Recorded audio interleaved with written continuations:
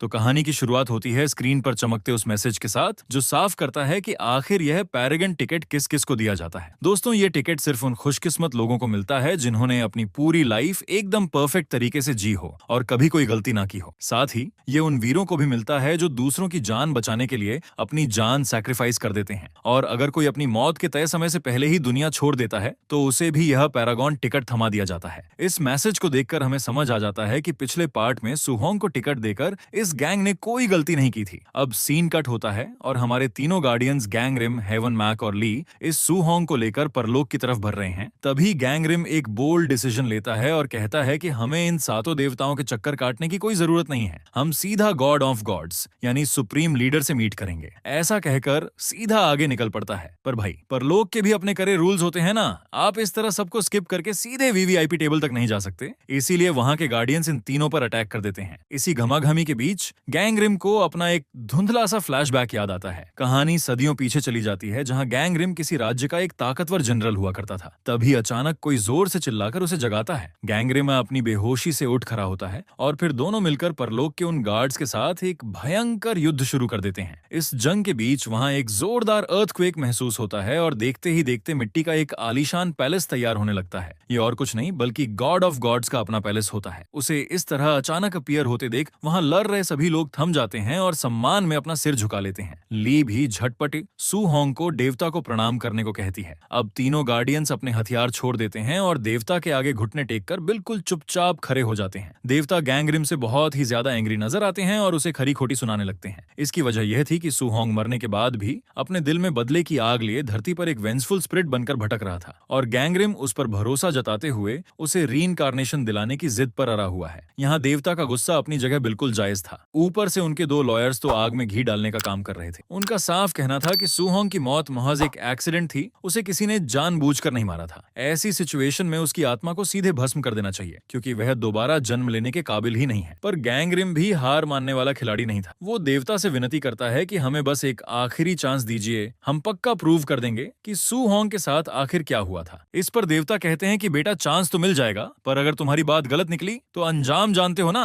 गैंगरिम बिना डरे कहता है कि अगर हम गलत साबित हुए तो आप हमारी सारी पावर्स छीन लेना। तभी देवता अपनी एक पेचीदा शर्त सामने रखते हैं। वो बताते हैं कि धरती पर एक ओल्ड मैन रहता है जिसकी मौत की डेडलाइन काफी पहले ही खत्म हो चुकी है, पर वो एक देवता की मेहरबानी से अब भी अलाइव बैठा है। उसे लाने के लिए मैंने कई यमदूत भेजे, पर जो देवता उसकी रक्षा कर रहा है वो हर बार मेरी चाल को फेल कर देता है। मेरी शर्त सीधी है, अगर तुम अगले 49 डेज के अंदर उस ओल्ड मैन की जान लेकर आ गए तो ही मैं तुम्हें यह आखिरी चांस दूंगा। सुहोंग का केस भी 49 डेज तक चलेगा, तो तुम्हारे पास अपना टैलेंट दिखाने का पूरा समय है। काम बहुत सिंपल है, उस घर में घुसो, उस देवता को हराओ और उस बूढ़े की जान निकाल लाओ। गॉड ऑफ गॉड्स का यह चैलेंज तीनों गार्डियंस एक्सेप्ट कर लेते हैं। अब सीन कट होता है और हम देखते हैं वहां एक छोटा लड़का अपने अंकल के साथ मस्ती कर रहा होता है, पर वो अंकल कोई मामूली इंसान नहीं बल्कि उस घर का वही देवता है जो यमराज को आंखें दिखा रहा है। तो इस ओल्ड मैन का यह रक्षक देखने में भले ही एक मामूली इंसान लगता हो, पर असल में यह दीवारों पर आर्ट बनाने वाला एक कमाल का आर्टिस्ट है। इतना ही नहीं, अपने पिछले किसी जन्म में ये एक राजमहल का ऑफिशियल आर्टिस्ट भी रह चुका है और इसी वजह से उसने इस घर की दीवारों को भी खूबसूरत पेंटिंग से सजाकर रखा है। अब सीन कट होता है और हम देखते हैं कि रात हो चुकी है और वो ओल्ड मैन अपने पलंग पर चैन से सो रहा है। मौका पाकर ली और हेवनमक उस घर को ढूंढने लगते हैं जिसमें वह देवता वास करता है, लेकिन तभी अचानक कोई ली का गला दबाने लगता है और पता चलता है कि उस घर का देवता ही यह सब कर रहा है। ये देखकर हेवनमक घबरा जाता है और देवता से मिन्नतें करने लगता है कि प्लीज उसे नीचे उतार दो, वह बहुत ही छोटी लड़की है। उसकी बात सुनकर देवता ली को उठाकर फेंक देता है और वह हवा में उड़ती हुई एक कवर्ड से जा टकराती है। फिर शुरू होता है हेवनमक और उस देवता के बीच एक जबरदस्त युद्ध, लेकिन हेवनमैक उस देवता की असीम शक्तियों के आगे कुछ नहीं कर पाता और बुरी तरह मार खाकर एक कोने में सिमट कर बैठ जाता है। अगले सीन में हम देखते हैं कि हेवनमैक और ली अब उस देवता से माफी मांग रहे हैं और कहते हैं कि सॉरी, हमें बिल्कुल अंदाजा नहीं था कि आप कौन हैं। तब वह देवता कहता है कि क्या तुम वाकई नहीं जानते कि मैं कौन हूँ? मैं भी किसी जमाने में तुम्हारी तरह ही एक गार्डियन हुआ करता था, पर किंग योमरा ने तुम्हारे तुम्हारे मेमोरी क्लीन कर दिया है और इसीलिए तुम लोगों को कुछ भी याद नहीं। वह आगे बताता है कि यह छोटा लड़का उस ओल्ड मैन का पोता है और जब तक यह स्कूल नहीं चला जाता तब तक उसके दादाजी को बचाना मेरा फर्ज है। कुछ ही दिनों में मैं इस बच्चे का स्कूल में एडमिशन करा दूंगा, जिसके बाद तुम उस ओल्ड मैन की जान ले सकते हो। कहानी वापस परलोक की तरफ मुड़ती है, जहाँ Gang Rim god of god से कह रहा होता है कि सू होंग को 7 मुकदमों से गुजरने की कोई जरूरत नहीं है। उस पर जो इल्जाम है सिर्फ उसी के केसेस उस पर लगने चाहिए। वह कहता है कि यह मेरा आइडिया नहीं है, बल्कि यह रूल साक्षात आपने ही बनाया था, पर अब आप ही अपने रूल्स तोड़ रहे हैं। इस पर देवता सोच विचार करते हैं और कहते हैं कि अगर सुहोंग ने सच में कोई गलती की होगी तो उसका दंड सिर्फ उसे ही नहीं बल्कि तुम्हें भी भुगतना पड़ेगा। पर गैंग रिम भी हवा में तीर नहीं चला रहा था। उसका पॉइंट एकदम सटीक था। असल में सुहोंग पर सिर्फ एक ही इल्जाम होना चाहिए कि वह मरने के बाद भी धरती पर आत्मा बनकर घूमता रहा। अब हमें गैंग रिम और सुहोंग एक बोट में जाते हुए दिखाई देते हैं। रास्ते भर सुहोंग अपने सवालों से गैंग रिम का सिर खा जाता है। वह पूछता है कि आपने कहा था कि मेरी मौत में कोई गहरा मिस्ट्री है, पर आप ये क्यों नहीं बता रहे कि वह राज क्या है। गैंग रिम गुस्से में आकर सुहोंग को एक खंभे से बांध देता है। फिर भी वह चुप नहीं रहता। गैंग रिम मन ही मन अपने आप को कोसता है कि आखिर किसको पैरागॉन टिकट दे दिया मैंने।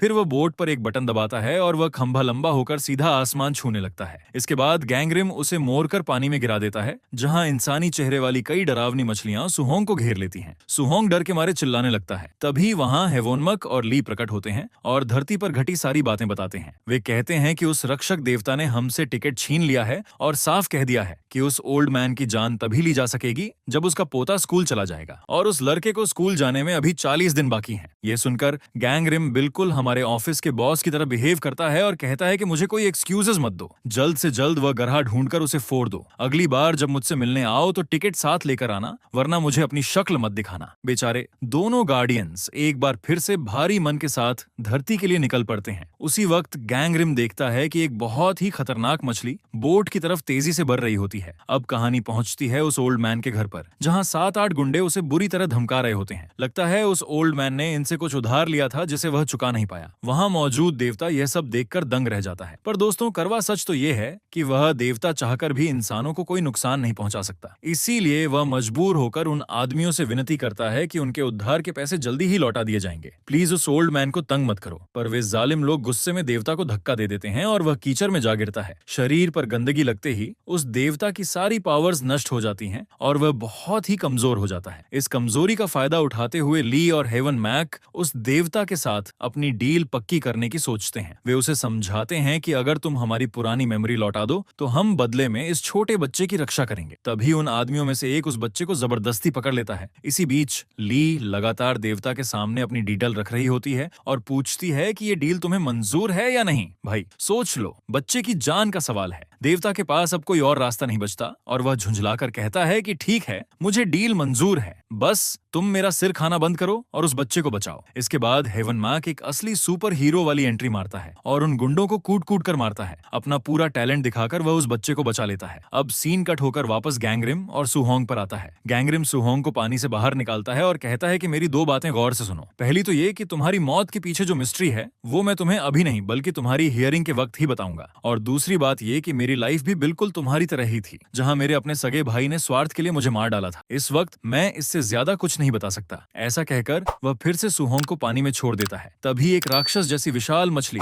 सुहोंग को दबोचने के लिए आगे बढ़ती है। ऐन वक्त पर गैंग रिम एक घातक स्पीयर तैयार करता है और उस मछली पर निशाना लगाता है। वह मछली जो सुहोंग को पकड़ने वाली थी अब डर के मारे दूसरी दिशा में बोट को तेजी से खींच ले जाने लगती है। अब सीन फिर से धरती पर शिफ्ट होता है, जहां हेवोनमक उस रक्षक देवता से पूछता है कि अब मुझे बताओ मेरी जिंदगी की वो क्या सच्चाई है। देवता बताना शुरू करता है कि तुम अपने द्वार के एक बहुत ही ताकतवर और निडर वॉरियर थे। तुम्हें देखकर तो दुश्मन भी दुम दबाकर भाग जाते थे। जानते हो, तुम्हें सब व्हाइट वाइल्ड कैट कहते थे क्योंकि तुम हमेशा एक सफेद जंगली बिल्ली की खाल अपने गले में पहनकर घूमते थे। ये सुनकर हेवोनमैक की खुशी का ठिकाना नहीं रहता। वह अपने आप पर बहुत प्राउड फील करता है और जबरदस्त शो ऑफ करने लगता है। कहानी आगे बढ़ती है और हम देखते हैं कि सुहोंग और Gang Rim hell of indolence यानी आलसियों के नर्क में पहुंच चुके हैं। गैंग रिम एक्सप्लेन करता है कि यहाँ उन लोगों को सजा मिलती है जिन्होंने अपनी पूरी लाइफ वेस्ट कर दी हो। वह तंज कसते हुए कहता है कि तुम भी तो इसी कैटेगरी में आते हो ना। आखिर तुमने अपने भाई के पैसों पर ही तो अपनी पढ़ाई पूरी की थी, इसीलिए तुम्हें सजा तो जरूर मिलेगी, पर मैं तुम्हें यहाँ से बचाकर निकाल ले जाऊंगा। बस तुम मेरा यह एहसान याद रखना कि मैं तुम्हें रीइंकार्नेशन जरूर दिलवाऊंगा। पर इस पर सुहोंग एक चौंकाने वाली बात कहता है कि तुम मुझ पर बस इतना एहसान कर दो कि मुझे दोबारा जन्म मत दिलाओ। अब सीन फिर से धरती पर शिफ्ट होता है, जहां ली और हेवोनमक उस रक्षक देवता से पूछते हैं कि आखिर आप उस लार्का को बचाने के लिए इतनी जीत और कोशिश क्यों कर रहे हैं। और यहीं से देवता अपने फ्लैशबैक का राज खोलता है। उस छोटे लार्का की मदर की डेथ हो चुकी थी और उसका फादर दुनिया भर का डेट लेकर गांव छोड़कर भाग गया था। यहाँ तक कि यह लार्का भी बहुत बीमार पड़ गया था। इस मासूम बच्चे की ऐसी बदहाली देखकर मुझसे चुप नहीं रह गया, इसीलिए इंसान का रूप लेकर मैं इसकी मदद करने लगा हूँ। ये बच्चा पूरी तरह अपने दादाजी यानी इस ओल्ड मैन के भरोसे जी रहा था। मैं इसे एक अच्छे स्कूल में एडमिशन दिलवाने की जी तोड़ कोशिश कर रहा हूँ, पर मेरे पास उतने पैसे ही नहीं है। पैसे कमाने के चक्कर में मैंने गैम्बलिंग की, शेयर मार्केट में भी हाथ आजमाया, पर किस्मत तो देखिए, हर जगह सिर्फ लॉस ही लॉस हुआ। अभी तो मैं कोई प्राइवेट लोन भी नहीं ले सकता। ऐसी सिचुएशन में अगर इस बच्चे को अकेला छोड़ दिया तो इसके फ्यूचर का क्या होगा। इसीलिए मैं इस बात पर अड़ा हूँ कि जैसे ही इस बच्चे को स्कूल में जगह मिल जाएगी, तुम लोग उसके दादाजी को ले जा सकते हो। अब सीन कट होता है और हम देखते हैं कि गैंगरिम और सुहोंग एक कैंप फायर लगाकर बैठे हैं। गैंगरिम सुहोंग से कहता है कि सही वक्त आने पर मैं खुद तुम्हें तुम्हारी डेथ के बारे में बताऊंगा, और ये जो घाव तुम्हें लगे हैं ये जल्दी ही ठीक हो जाएंगे। कुछ देर के लिए दर्द जरूर होगा, पर बाद में सब ठीक हो जाएगा। तब सुहोंग पूछता है, तो अब आप क्या करेंगे? गैंगरिम चिढ़कर जवाब देता है, अबे मैं तुझे रीइंकार्नेशन दिलवाने जा रहा हूँ। इतनी देर से मैं तुझे रामायण सुना रहा था और अब तू पूछ रहा है कि सीताराम की क्या लगती है। अब सुहोंग तंग आकर कहता है, देखो गैंगरिम जी, या तो आप मुझे ये बताओ कि मैं कैसे मरा, या कम से कम इतना ही बता दो कि तुम कौन हो। पर काम की बात तो तुम करते ही नहीं,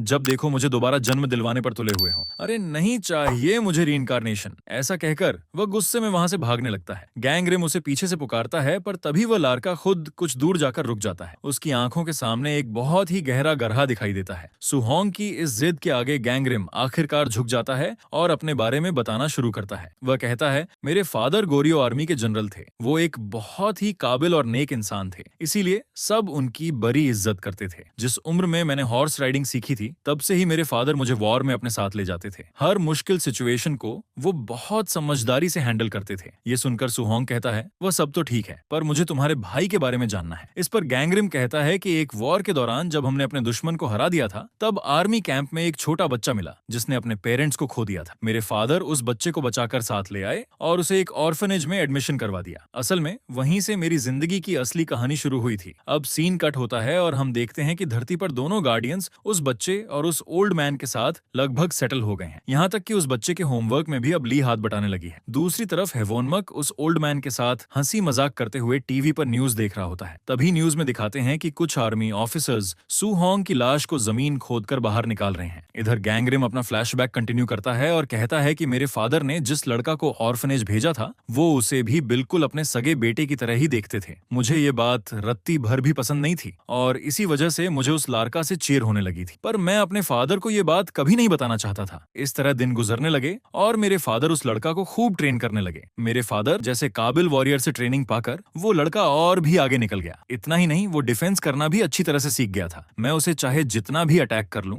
पर उसे कभी भी घायल नहीं कर पाता था। वो खुद को बचाने में इतना माहिर हो गया था कि हमेशा जीत उसी की होती थी। अपना फ्लैशबैक बताते बताते सुहोंग और गैंगरिम एक खुली जगह पर पहुंचते हैं। तभी गैंगरिम अपनी तलवार निकालता है। सुहोंग पूछता है कि इसे आप अभी क्यों निकाल रहे हैं। गैंगरिम कहता है कि तुम एक खतरनाक आत्मा बनकर धरती पर घूमते रहे, पर अब परलोक में तुम्हारी सुनवाई होने वाली है और इसीलिए तुम्हारी इमेजिनेशन में जी रहे कई मॉन्स्टर्स यहाँ आने वाले हैं। पर सुहोंग कुछ ज्यादा ही ओवर कॉन्फिडेंट होता है और कहता है कि कोई मॉन्स्टर मेरा कुछ नहीं बिगाड़ पाएगा। जानते हो ना, मैं एक भयानक आत्मा हूँ। ये इमेजिनेशन वाले मॉन्स्टर मेरा क्या कर लेंगे। ये तलवार तुम अंदर रख लो, इसकी कोई जरूरत नहीं पड़ेगी। अब सीन कट होकर धरती पर ली और हेवोनमैक को दिखाते हैं। ली रक्षक देवता से पूछती है कि वो और हेवोनमैक पिछले जन्म में कैसे मिले थे। रक्षक देवता बताता है कि एक बार जंगल में एक खतरनाक टाइगर तुम पर अटैक करने वाला था। उस वक्त इस व्हाइट वाइल्ड कैट ने ही तुम्हें बचाया था। तुम उसके देश की लड़की नहीं थी, इसीलिए वो तुम्हें जबरदस्ती एक सीक्रेट जगह पर ले गया और ये वही जगह थी जहां तुम कई दिनों से रह रही थी। वहां जाकर उसने देखा कि तुमने कई बच्चों को शरण दी है। ये देखकर उन बच्चों की जरूरत की हर चीज का इंतजाम इस व्हाइट कैट ने किया था। इस तरह वह देवता ली और हेवनमैक की मीटिंग के बारे में बता रहा होता है। तभी वहां कई आदमी आते हैं और अपने पैसे वापस मांगते हुए चिल्लाने लगते हैं। हेवनमैक को बहुत गुस्सा आता है कि यहाँ मेरा सुपर फ्लैशबैक चल रहा था और न जाने ये लोग बेवक्त हमेशा डिस्टर्ब करने क्यों आ जाते हैं। गुस्से में वो उन सबको मार मार कर गिरा देता है। अब सीन कट होता है परलोक में, जहाँ गैंगरिम और सुहोंग के सामने कई डायनासोर आने लगते हैं। गैंगरिम सुहोंग को बचाने की बहुत कोशिश कर रहा होता है। इतने में वहां की जमीन फटती है और अंदर से एक जायंट मगरमच्छ निकलता है जो गैंगरिम और सुहोंग को निगल लेता है। मगरमच्छ के पेट में हम देखते हैं कि गैंगरिम और सुहोंग जिंदा हैं और बातें कर रहे हैं। गैंग्रिम कहता है कि अब हम हेल ऑफ बेट्रायल यानी विश्वासघात के नर्क में जाने वाले हैं, जहां धोखा देने वाले लोगों को सजा मिलती है। तो सू होंग कहता है कि मैंने किसी के साथ धोखा नहीं किया और ना ही किसी ने मुझे धोखा दिया है। कर्नल और वो जूनियर सोल्जर नहीं जानते थे कि मैं उस वक्त जिंदा ही था। अगर उन्हें पता होता कि मैं जिंदा हूं तो वो मुझे कभी नहीं दफनाते। वे इतने बुरे नहीं हैं कि मुझे जिंदा ही दफना देते। इसीलिए मैं तो कहूंगा कि उन्होंने मुझे धोखा नहीं दिया है। उसकी बात सुनकर गैंग्रिम अपना फ्लैशबैक कंटिन्यू करता है। वो बताता है कि मेरे फादर से ट्रेनिंग पाकर वो लड़का बहुत ही समझदार हो गया था। मैंने अपने फादर को आखिरी बार तभी देखा था। युद्ध में हमारी सेना हार गई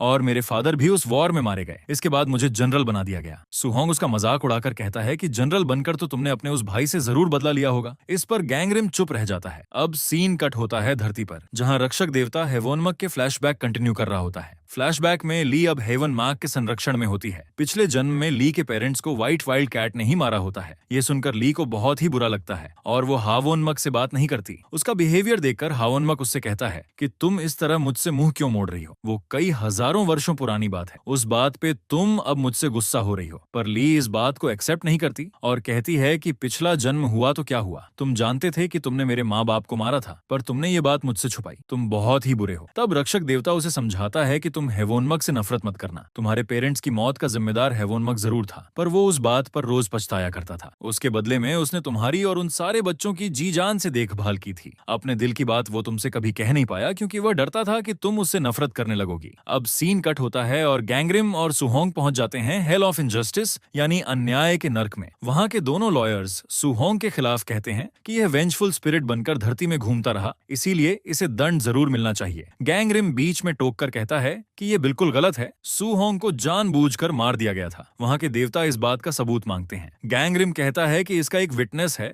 जो वह जूनियर सोल्जर है। देवता पूछते हैं कि क्या तुम एक जिंदा आदमी को परलोक में विटनेस बनाकर लाओगे? गैंग्रिम हाँ में जवाब देता है। अब सीन कट होकर हम देखते हैं कि धरती पर वो जूनियर सोल्जर कोमा में पड़ा हुआ है। उसकी गवाही पर ही ये केस चलने वाला होता है। उसे तो ये एक सपना लगता है, पर वो सच में परलोक में अपनी गवाही दे रहा होता है। गैंग्रिम उससे क्रॉस क्वेश्चन करता है कि जब तुम दोनों सुहोंग को दफना रहे थे, क्या तुम जानते थे कि वो जिंदा है? सोल्जर बीती बातें याद करने लगता है। असल में सुहोंग को दफनाते वक्त उस सोल्जर और कर्नल ने उसके हाथों को जरा सा हिलते हुए देखा था, पर इसके बावजूद उन्होंने सुहोंग को जिंदा ही दफन कर दिया होता है। अब सोल्जर कहता है कि पुरानी बातें सोचकर अब पछताने का क्या फायदा। सुहोंग को यह बात बहुत अजीब लगती है और वह आगे आकर उस सोल्जर से पूछता है कि तुम ऐसी बात क्यों कर रहे हो। इस पर वहां के देवता गुस्से में आ जाते हैं कि मेरे रहते तुम आगे आकर बोलने की हिम्मत मत करो। फिर देवता सुहोंग को एक ग्लास बॉक्स में खड़ा करके उसमें पानी भरवा देते हैं। इतने में वह अपने आखिरी शब्द कहता है कि मुझे माफ कर दो, और धरती पर वह सोल्जर जो कोमा में था मर जाता है। इसी के साथ यह इंक्वायरी यहीं पर रुक जाती है। गैंग्रिम बहुत मायूस हो जाता है कि आखिर ये क्या हो गया, पर देवता कहते हैं कि इसी को किस्मत कहते हैं। अब सीन कट होकर धरती पर दिखाते हैं कि ये लोग कहीं बाहर गए होते हैं और घर लौट रहे होते हैं। तभी घर से कुछ आदमी बाहर निकल रहे होते हैं। ये लोग चौंक जाते हैं कि ये आदमी फिर से यहाँ क्यों आए थे।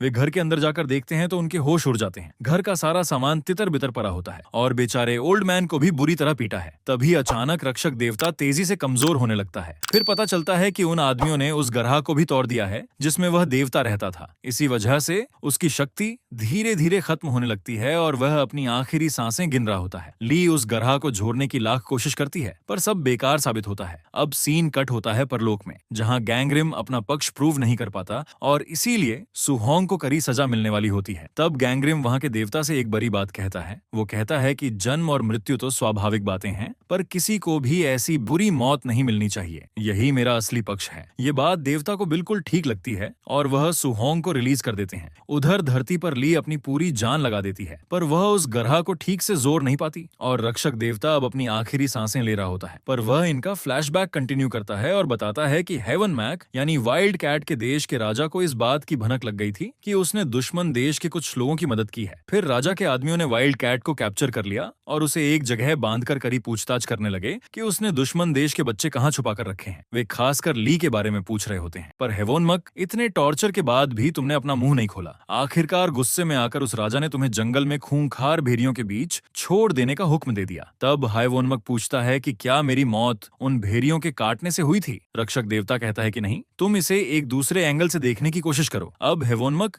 गहरी सोच में पड़ जाता है और हमें फ्लैशबैक का वो सच दिखाया जाता है। असल में वाइल्ड कैट उन भेड़ियों से किसी तरह बचकर जंगल जंगल से बाहर निकल आता है और ली उसकी ऐसी हालत देखकर बहुत दुखी होती है। तब वाइल्ड कैट उसे वो कड़वी सच्चाई बताता है कि उसी ने ली के माँ बाप को मारा था। वो इस बात से बहुत शर्मिंदा होता है और उससे माफी मांगता है, पर ली को यह एहसास हो जाता है कि वाइल्ड कैट ने इतने दिनों तक अपनी जान पर खेलकर उसकी और दूसरे बच्चों की रक्षा की है, इसीलिए वह उसे माफ कर देती है। लेकिन तभी वहां अचानक राजा आ धमकता है। वाइल्ड कैट ली को वहां से किसी तरह बचकर निकलने को कहता है और खुद राजा से लड़ने के लिए रेडी हो जाता है। और दोस्तों, अब आता है इस मूवी का सबसे बड़ा ट्विस्ट। वो राजा और कोई नहीं बल्कि खुद गैंगरिम होता है। पर रुकिए, धमाका तो अभी बाकी है। वो वाइल्ड कैट असल में गैंगरिम का वही अडॉप्टेड भाई होता है जिसे उसके फादर ने ट्रेन किया था। यानी आज दो भाई एक दूसरे के खून के प्यासे थे। अंत में गैंगरिम अपने भाई को मार डालने के लिए उसके पेट में डैगर घोंपने ही वाला होता है कि तभी पीछे से कोई गैंगरिम के पेट में डैगर उतार देता है। कैमरा घूमता है और हम देखते हैं कि यह काम ली ने किया है। बदले में गैंगरिम उस मासूम बच्ची को भी मौत के घाट उतार देता है। तो हकीकत यही थी कि ली और हेवोनमक दोनों को गैंगरिम नहीं मारा था। उन दोनों के मर जाने के बाद गैंगरिम खुद भी वहीं मर जाता है, क्योंकि ली ने उसके पेट में गहरा वार किया था। तभी परलोक से गॉड ऑफ गॉड्स धरती पर आते हैं और गैंगरिम से कहते हैं कि मैं तुम्हें तुम्हारे सारे पापों का प्रायश्चित करने का एक मौका देता हूँ। तुम 1000 साल मेरे लिए काम करोगे, मैं तुम्हें एक गार्डियन का दर्जा दूंगा और तुम मेरी सेवा करोगे। इस दौरान अगर तुम 49 पैरागन्स को रीइंकार्नेशन दिला सके तो मैं तुम्हें भी नया जीवन यानी रीइंकार्नेशन दिला दूंगा। तो दोस्तों, देवता एक ऐसी शर्त रखते हैं जिसे सुनकर किसी के भी रोंगटे खड़े हो जाए। वे कहते हैं कि गैंगरिम, तुम अकेले ये काम नहीं करोगे। तुम्हारा ये भाई और ये छोटी बच्ची जिसे तुमने मार डाला है, ये दोनों भी तुम्हारे साथ गार्डियंस बनकर काम करेंगे। अब आप सोच रहे होंगे कि इस तरह के खूनी को साक्षात देवता ने गार्डियंस की इतनी हाई पोजीशन क्यों दी? तो यहाँ पर भी एक बहुत बड़ा ट्विस्ट है। देवता गैंगरिम से कहते हैं कि ली और वाइल्ड कैट को अपने पिछले जन्म की कोई भी याद नहीं रहनी चाहिए, पर तुम्हें अपने पिछले जन्म की एक एक बात याद रहेगी। इसका मतलब ये है कि तुम 1000 वर्ष की कड़वी यादों का बोझ ढोते हुए मेरे लिए काम करोगे। उन काली यादों के साथ उन पर पछतावा करते रहोगे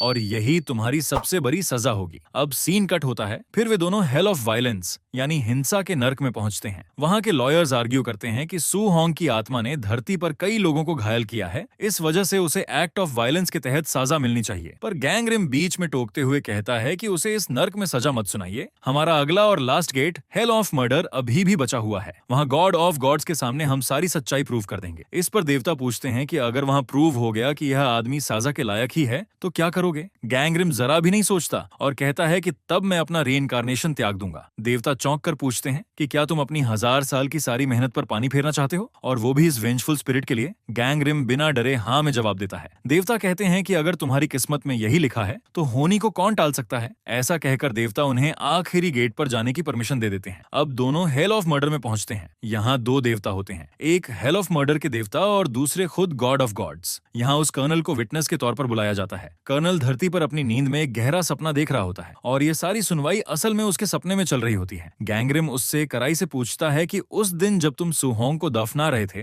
तो क्या तुमने उसके हाथ जरा हिलते हुए देखे थे? ये तुमने भी देखा था और तुम्हें पता था कि वह जिंदा है। अगर उसी वक्त तुमने उसे बचाया होता तो बेचारा आज जिंदा होता। तुमने उसे इस तरह तड़पकर मरने के लिए क्यों छोड़ दिया? कत्ल का देवता भी उससे पूछता है कि क्या गैंगरिम की बात सच है, पर कर्नल डर के मारे झूठी गवाही दे देता है कि उसे इस बारे में कुछ नहीं पता था। अब ऐसा लगता है कि सब कुछ खत्म हो चुका है और सुहोंग को सजा मिलने ही वाली है। तभी गैंगरिम अपने बारे में एक ऐसी सच्चाई बताने लगता है जिसे सुनकर सबके होश उड़ जाते हैं। एक तरफ ली और हेवन मार्क उसे हैरानी से देख रहे होते हैं। गैंगरिम भारी आवाज में कहता है कि मेरे फादर उस युद्ध में नहीं मरे थे, वे जिंदा थे। मैंने ये बात सभी से छुपाई थी। उस दिन मैंने लाशों से भरी खाई में साफ देखा था कि मेरे पिताजी जिंदा हैं, पर मैंने अपने स्वार्थ के लिए उन्हें बचाने की कोशिश नहीं की। मुझे डर था कि अगर मैं उन्हें बचा लेता तो वे मेरे उस मुंह बोले भाई को ही अगला जनरल बना देते। इसी जलन और लालच की वजह से मैंने उन्हें उस दिन वहीं छोड़ दिया। पर घर लौटने के बाद मुझे अपनी गलती का एहसास हुआ और मैं उस खाई से उन्हें बचाने वापस भागा, पर तब तक बहुत देर हो चुकी थी। मुझसे यह पछतावा सहा नहीं गया और तब से यह बात मुझे हर पल दीमक की तरह खाई जा रही थी। मैं उस दिन अपने पिता को बचा सकता था पर मैंने ऐसा नहीं किया। मैं उनसे माफी भी मांग सकता था पर वो मौका मैंने खुद ही खो दिया। ऐसा कहकर वह फूट फूट कर रोने लगता है और फिर कर्नल से कहता है कि मुझे उस दिन जो मौका नहीं मिला था आज तुम्हें मिल रहा है। तुम वही गलती मत दोहराओ। उस वक्त शायद तुमने इस डर से सुहोंग को दफनाया था कि कहीं तुम पर इंक्वायरी ना बैठ जाए और तुम्हारा प्रमोशन ना रुक जाए। पर अगर अब तुम इस बात को स्वीकार कर लोगे तो तुम्हें अपनी बाकी की जिंदगी पछतावे की आग में नहीं गुजारनी पड़ेगी। मैं तुम्हारे भले के लिए ही कह रहा हूँ, सच बता दो। अब कर्नल को अपनी गलती का गहरा एहसास होता है और वह मान लेता है कि उसने जानबूझकर सोचकर सुहोंग को जिंदा दफनाया था। फिर वह सुहोंग से माफी मांगता है और सुहोंग भी उसे बड़े दिल के साथ माफ कर देता है। इसके साथ ही कर्नल आफ्टर लाइफ से फेड हो जाता है, यानी वह अपने सपने से बाहर आ जाता है और धरती पर उसकी नींद खुल जाती है। अब परलोक में सबको पक्का यकीन हो जाता है कि सुहोंग की कोई गलती नहीं थी। फिर सुहोंग को रीइंकार्नेशन दे दिया जाता है। वहां से विदा होने से पहले सुहोंग गंगरिम को एक शानदार सैल्यूट देता है। इसके साथ ही सब कुछ नॉर्मल हो जाता है और सारी प्रॉब्लम सॉल्व हो जाती है, सिवाय एक के, धरती से उस ओल्ड मैन की आत्मा अभी तक नहीं पहुंची थी। सीन कट होता है और हम देखते हैं कि वह ओल्ड मैन अपने पोते के साथ बड़ी खुशी से खेल रहा है। असल में बात यह थी कि उस रक्षक देवता ने कई जगह पैसे इन्वेस्ट किए थे, जहां से अब ओल्ड मैन को अच्छे खासे पैसे मिल जाते हैं और वह अपने पोते को एक बेहतरीन स्कूल में भेजने लगता है। अब आप सोचेंगे कि लड़का तो स्कूल में भर्ती हो गया, तो क्या अब गार्डियंस इस ओल्ड मैन की जान ले लेंगे? शायद गैंगरिम भी यही सवाल एक्सपेक्ट कर रहा था। इसीलिए वो ली और हेवोनमक से कहता है कि इस लार्का को थोड़ा और बड़ा हो जाने दो, फिर हम उसके दादाजी की जान लेंगे। तब तक हम अपनी गार्डियंस वाली नौकरी जारी रखेंगे। वहाँ एक आदमी 3 दिन से गेट पर खड़ा है, चलो हम उसे भी रीइंकार्नेशन दिलवाएंगे। वो आदमी और कोई नहीं